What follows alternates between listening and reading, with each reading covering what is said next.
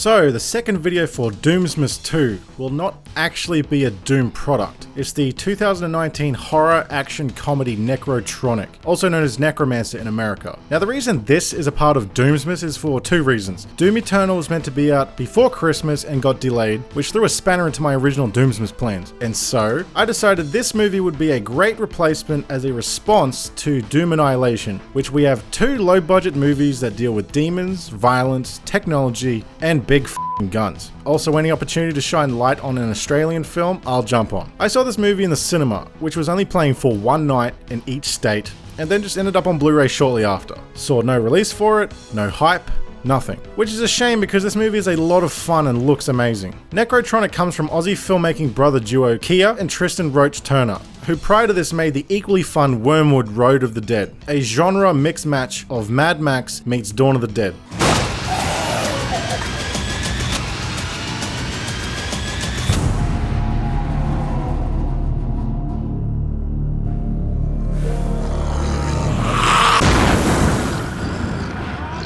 But yeah, Nekrotronic. Let's get into why this could be an easy successor to Doom Annihilation.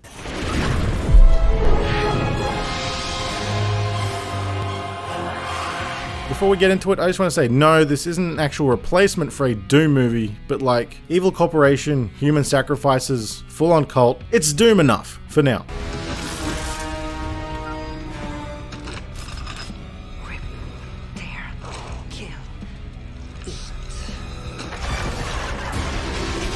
The aim of this review is to give Doom fans a better alternative for a Doom-esque film, as well as bringing awareness to an Australian film with dynamite production design that would have just gone unnoticed. So anyway, let's get into what the hell this movie's about.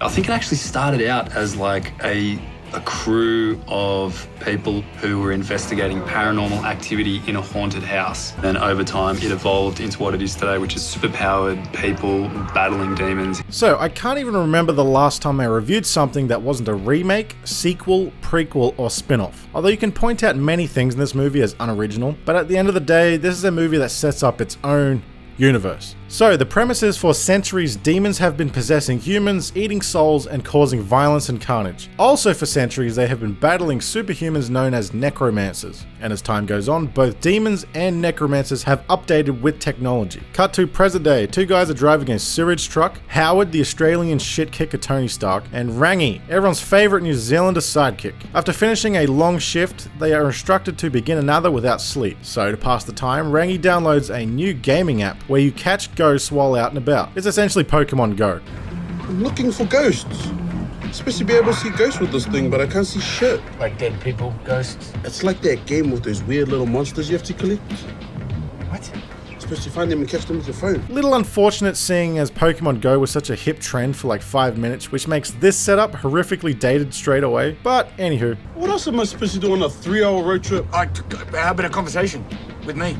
Verbal communication, the sharing of information via the mouth. You remember that? Yeah.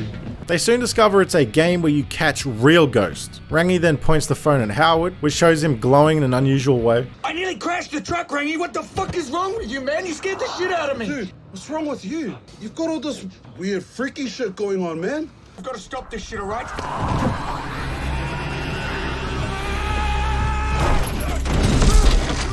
Howard then begins seeing the ghosts in the street with his own eyes. What the fuck happened to you?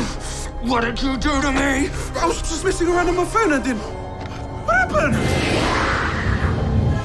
Let's get to hospital. Hurry.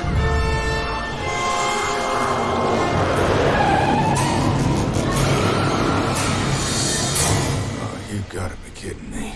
Enter the Necromancers, which are like a gang of grizzled neon ghostbusters who are on the brink of extinction. The team is led by Luther, played by David Wenham, and his two daughters. These are my daughters. This is Torquil and Molly. What is that? The signal's off the charts. Who the hell is that? When Howard is scanned by the Demon Go app, they are alerted of his presence. At this time, our main villain Finnegan, played by Monica Bellucci, is also alerted. She runs an evil organization that developed the app, which essentially gives her the ability to send a demon into any user that's currently using the app. Amongst other things, she also has human sacrifices and can summon demons and suck out people's souls. Once alerted of the unknown necromancer, she sends a demon through the internet to kill Howard. While battling the demon, Howard and Rangi then receive backup from the necromancer team. Using the powers he didn't know he had, he shoves the demon back into the internet. Then all our characters are finally met and our plot is set in motion. Everything before this point may be off-putting to non-Australians, like typical Aussie characters, humor, and mundane lifestyle. From here on out, the movie becomes a high-paced genre blender. It's very Ghostbusters with its spirit capturing technology and equipment. These are anti-possession suits. Anytime you're inside a pentagram with an active demon, you must be wearing one. There's a demon inside each one of these things. We call them trap boxes. We push the demon out of the human host and seal them inside. And while all the people are possessed by demons, it's like it starts off at the end of The Exorcist. They all just instantly turn into shit your pants spooky monsters.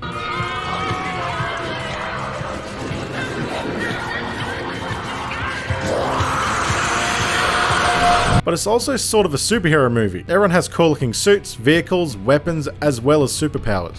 They've got their own Batcave! This is a kill station. It's like a slaughterhouse for demons.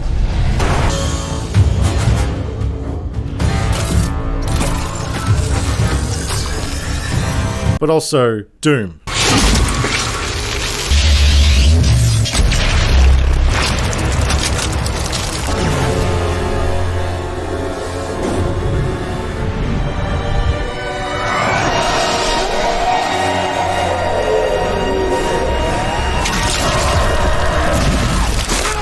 One of the things you need to do if you're a filmmaker trying to come into a world where everybody's seen everything is to take all these different genres and mash them together into one.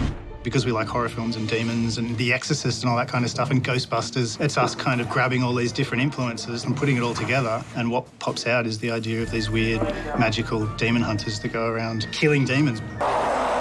That was a big thing for us to take this classic old B-movie monster concept and then parse it through modern technology.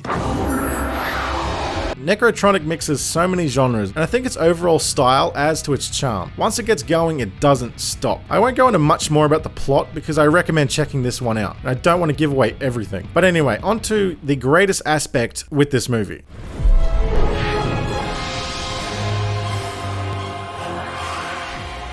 This is all just like, it's half production design. It's an imagined world, so you got to build that world. The necromancers were always analog. They were pipes and moving fluids and a very mechanical sense. Whereas Finnegan's summoning room and her aesthetic was always driven by a network, a broadband, a kind of digital sense. And